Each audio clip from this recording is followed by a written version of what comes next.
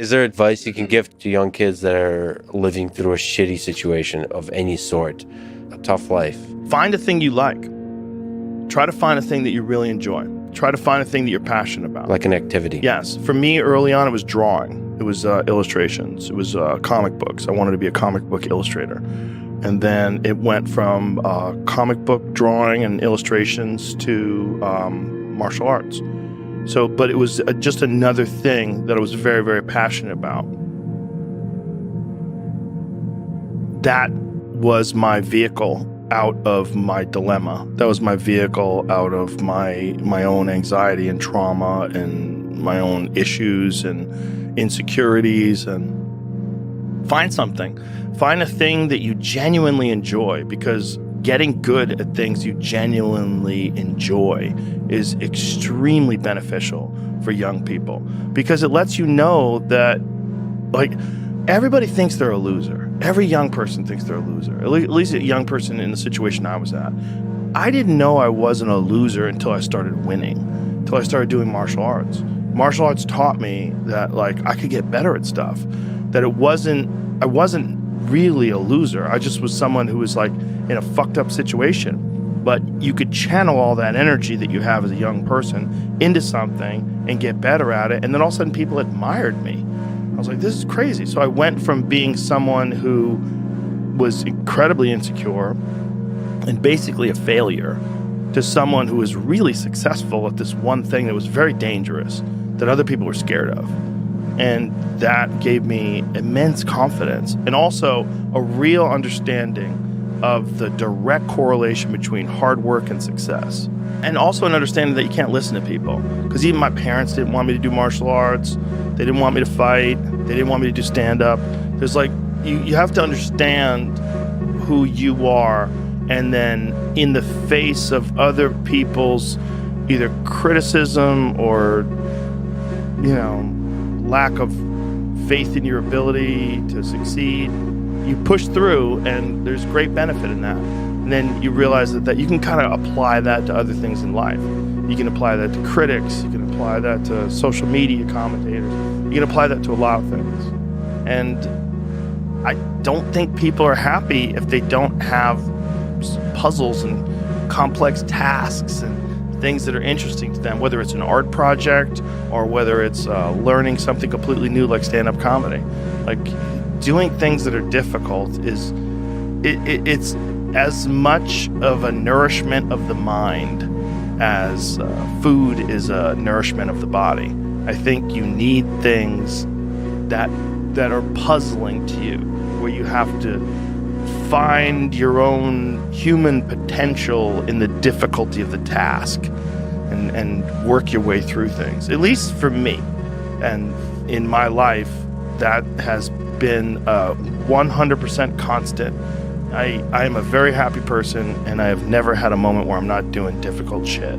Give yourself something, an arduous, difficult task where you're challenged mentally and challenged physically. One of the great things about being challenged physically is it's also mental. The people that don't understand that have never really been challenged physically. People that think that physical challenges are just physical, it's just brute grunt work. It's not. It's emotional intelligence. It's understanding your desire to quit and conquering your inner bitch.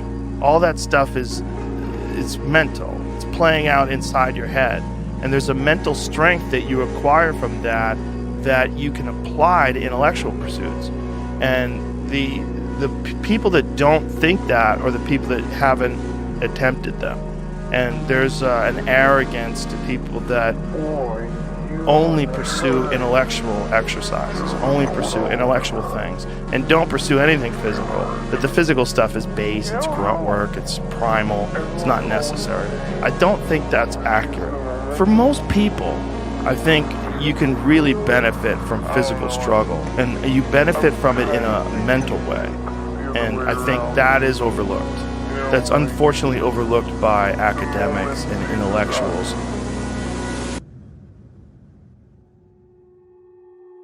Find some difficult shit to do, because that gets away a lot of the anxiety that you carry around in your body. A lot of difficult things make regular life less difficult. And that sounds so simplistic, but particularly physically difficult things. Because when you do things that are physically difficult, the strain of making yourself do those things, it's very valuable. It's not just valuable like exercise and fitness and martial arts and running and whatever you're doing that's really difficult. It's not just valuable in terms of like health and the way you look, but it's also valuable for your mind, maybe even more so. Because regular life can be confusing, and little things that go wrong and little problems that arise are exacerbated by the fact that you're not accustomed to dealing with hardship.